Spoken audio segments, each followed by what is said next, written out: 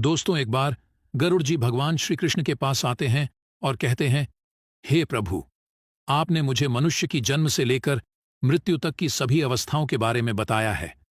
मनुष्य की मृत्यु के उपरांत किए जाने वाले सभी क्रियाओं के विषय में भी बताया है। किंतु हे प्रभु, मेरे मन में एक शंका उत्पन्न हो रही है, जिसका निवारण केवल आप ही कर सकते हैं। भगवान श्री कृष्ण कहते हैं, हे गरुड़, तुम्हारे मन में जो भी शंका हो, निसंकोच होकर पूछ लो। तुम्हारी हर शंका का समाधान करना मेरा कर्तव्य है। पक्षीराज गरुड़ कहते हैं, हे प्रभु, अब मेरे मन में यह जानने की जिज्ञासा हो रही है कि मनुष्य को कौन से कार्य निर्वस्त्र होकर नहीं करने चाहिए। निर्वस्त्र होकर इन कार्यों को करने से मनुष्य को कौन सा पाप लगता है तथा इनके पीछे क्या कारण है। तब भगवान श्री कृष्ण कहते हैं, हे पक्षीराज गरुड़, आज तुमने उत्तम प्रश्न किया है। तुम्हारे इस प्रश्न के उत्तर में समस्त मानव जाति का कल्याण छिपा हुआ है। तुमने यह सत्य ही कहा है कि मनुष्य को कभी निर्वस्त्र होकर भोजन, स्नान तथा शयन नहीं करना चाहिए। निर्वस्त्र होकर यह 3 काम करने से इसका मनुष्य के जीवन पर अशुभ प्रभाव पड़ता है। तुम्हारे इन प्रश्नों के उत्तर देने से पूर्व मैं तुम्हें एक ब्राह्मण का प्राचीन इतिहास सुनाता हूं। इस प्राचीन कथा के माध्यम से तुम्हें तुम्हारे सभी प्रश्नों के उत्तर प्राप्त हो जाएंगे। इसीलिए तुम इस कथा को ध्यान से अवश्य सुनो। इस कथा को सुनने मात्र से ही मनुष्य के पापों का नाश होता है। गरुड़ जी कहते हैं, हे प्रभु, आपके मुख से इस कथा को सुनना मेरा सौभाग्य है। कृपया आप मुझसे वह कथा कहिए। मैं इसे ध्यान से पूरा सुनूंगा और तीनों लोकों में इसका प्रचार करूंगा। भगवान श्री कृष्ण कहते हैं, हे खग, अच्छा ठीक है, अब तुम इस कथा को ध्यान से सुनो। मैं तुम्हें वह कथा सुनाने जा रहा हूं। प्राचीन काल की बात है। मध्य देश में एक अत्यंत शोभायमान नगरी थी। उस नगरी में देव शर्मा नाम का एक विद्वान ब्राह्मण रहता था। उसने चारों वेदों का तथा समस्त शास्त्रों का अध्ययन किया हुआ था। वह नित्य भगवद गीता का पठन किया करता था। देव शर्मा भगवान विष्णु का परम भक्त था। नित्य भगवान विष्णु की पूजा आराधना किया करता था। एक दिन देव शर्मा तीर्थ स्थान पर जाने के लिए घर से निकलता है। वह अपने साथ भोजन बनाने के लिए थोड़े से चावल ले लेता है। देव शर्मा घने जंगलों से तीर्थ स्थान के लिए चलने लगता है। बहुत देर तक चलने के बाद देव शर्मा जंगल में स्थित एक जलाशय के समीप पहुंच जाता है। वह जलाशय अत्यंत सुंदर था। उसके चारों ओर हरियाली और सुंदर वृक्ष थे। फिर वह ब्राह्मण उस जलाशय से पानी पी लेता है और वहीं पर भोजन करके विश्राम करने का विचार करता है। देव शर्मा अग्नि जलाने के लिए लकड़ी इकट्ठा करने निकलता है।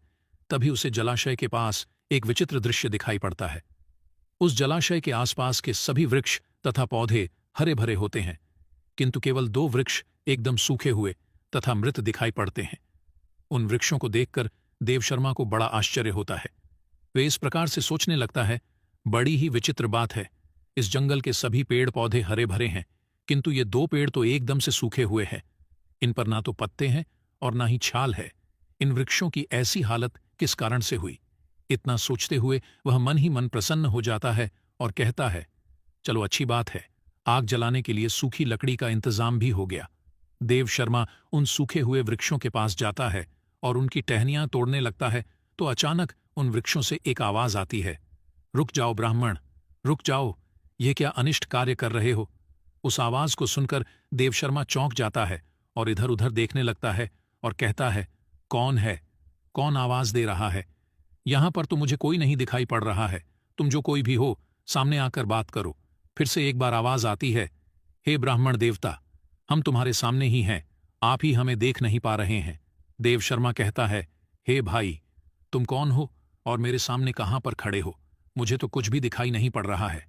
फिर से वह आवाज आती है, हे ब्राह्मण देवता, आप जिस वृक्ष की टहनी तोड़ रहे हैं, मैं वही वृक्ष बात कर रहा हूं, किंतु आप मुझे पहचान नहीं पा रहे हो। देव शर्मा ब्राह्मण घबरा जाता है और इधर उधर देखने लगता है तो उसकी दृष्टि उन 2 पेड़ों पर पड़ती है। वह देखता है कि वे पेड़ मनुष्य की वाणी में बात कर रहे हैं।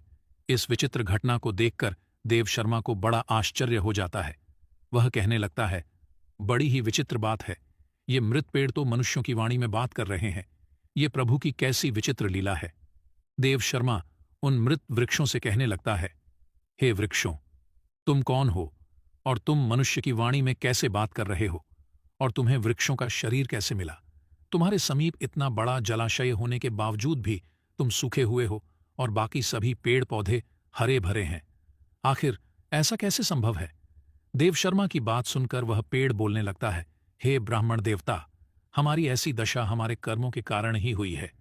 हमने पिछले जन्म में जो पाप किए थे उसी का फल भुगत रहे हैं। देव शर्मा कहता है, हे वृक्ष, कृपा करके आप मुझे आपके पिछले जन्म का वृतांत सुनाइए। तब वह वृक्ष बोलने लगता है, हे ब्राह्मण देवता, अब हम आपको हमारे पिछले जन्म का वृतांत सुनाते हैं। पूर्व काल में मैं धनेश्वर नाम का वैश्य था और ये मेरी पत्नी दुर्मति थी। हम दोनों ही कांचीपुरी में निवास करते थे। मेरा स्वभाव अत्यंत दुष्ट और क्रूर था।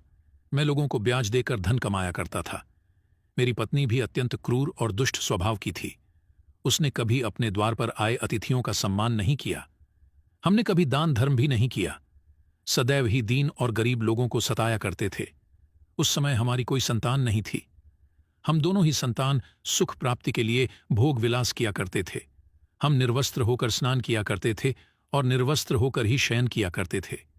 अनेक वर्षों तक भोग विलास करने पर भी हमें संतान सुख प्राप्त नहीं हुआ।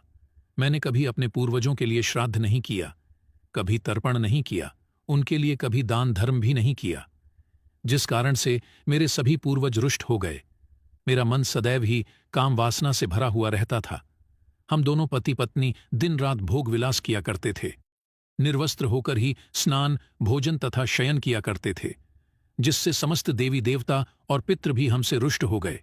इस प्रकार से अनेक वर्ष बीत जाने के पश्चात हम पुत्र प्राप्ति की कामना से तीर्थ यात्रा पर निकले।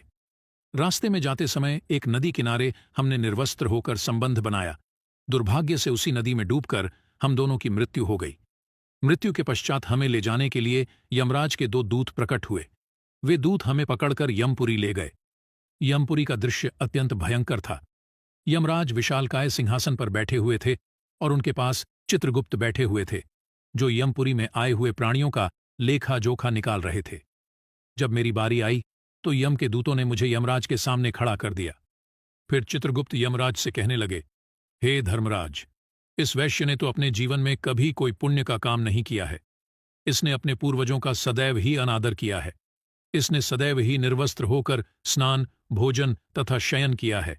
इसीलिए यह केवल नरक जाने के ही योग्य है।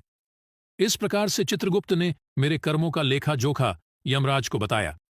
यमराज मुझे देखकर कहने लगे, अरे दुष्ट, तूने तो कभी कोई पुण्य के काम नहीं किए हैं। तूने सदैव ही निर्वस्त्र होकर स्नान करके वरुण देवता का अपमान किया है। निर्वस्त्र शयन करके तूने अपने पूर्वजों को अपमानित किया है तथा निर्वस्त्र भोजन करके तूने अन्न का भी अपमान किया है। इसीलिए तुझे नरक में ही डाल दिया जाएगा। इस प्रकार से यमराज ने अपने दूतों को आज्ञा देकर मुझे नरक में डाल दिया। मेरे पश्चात मेरी पत्नी को यमराज के सामने लाकर खड़ा किया गया। उसे देखकर चित्रगुप्त ने कहा, हे धर्मराज, इस पापी स्त्री ने भी अपने पति की तरह कोई पुण्य का काम नहीं किया है। इसने भी निर्वस्त्र होकर ही स्नान, भोजन तथा शयन किया है। इसने समस्त देवी देवताओं और पितरों का अपमान किया है। अतः यह भी नरक जाने के ही योग्य है। इस प्रकार से यमराज ने हमारे पाप कर्मों को देखते हुए हम दोनों को ही नरक में डाल दिया। नरक में सजा भुगतने के पश्चात हमें वृक्ष का शरीर प्राप्त हुआ। जैसे जैसे हम बड़े हुए, हमारे सारे पत्ते भी गिर गए और हमारी छाल भी नष्ट हो गई। निर्वस्त्र कार्य करने के कारण इस जन्म में वृक्ष के रूप में हमारा वृक्ष रूपी शरीर भी नग्न हो गया और हम कष्ट भुगत रहे हैं। हे विप्रवर, कृपा करके हमें इस कष्ट से मुक्ति दिलाने के लिए कोई उपाय कीजिए। इस प्रकार से उन दोनों की बात सुनकर देवशर्मा को उन पर बड़ी दया आ गई। देवशर्मा उसी स्थान पर बैठकर भगवान विष्णु की प्रार्थना करने लगा और वृक्ष बने उस वैश्य और उसकी पत्नी की मुक्ति की कामना करने लगा। देवशर्मा कहने लगा, हे प्रभु, मैं अपने भगवत गीता के पाठ का पुण्य इन वैश्य पति पत्नी को प्रदान करता हूँ। कृपा करके आप इन दोनों को मुक्ति प्रदान कीजिए। इतना कहते ही वे दोनों वृक्ष धड़ाम से टूटकर जमीन पर गिर पड़े और उसके अंदर से अत्यंत सुंदर वस्त्र परिधान किया हुआ वैश्य और उसकी पत्नी प्रकट हुए। फिर उस स्थान पर भगवान विष्णु के 2 पार्षद प्रकट हुए और उन दोनों को दिव्य विमान में बिठाकर दिव्यलोक को चले गए। इस प्रकार से भगवत गीता के पठन का पुण्य प्राप्त करके वह वैश्य और उसकी पत्नी दोनों को ही मोक्ष की प्राप्ति हुई। भगवान श्री कृष्ण कहते हैं, हे पक्षीराज, मनुष्य को कभी भी निर्वस्त्र होकर भोजन, शयन और स्नान नहीं करना चाहिए। निर्वस्त्र स्नान करने से जल के देवता वरुण का अपमान होता है। निर्वस्त्र भोजन करने से अन्न की देवी मां अन्नपूर्णा का अपमान होता है और निर्वस्त्र शयन करने से समस्त पितृगण रुष्ट हो जाते हैं। अब यहां तक वीडियो देख ली है तो फिर वीडियो को लाइक और शेयर करना बिल्कुल भी मत भूलना। धन्यवाद।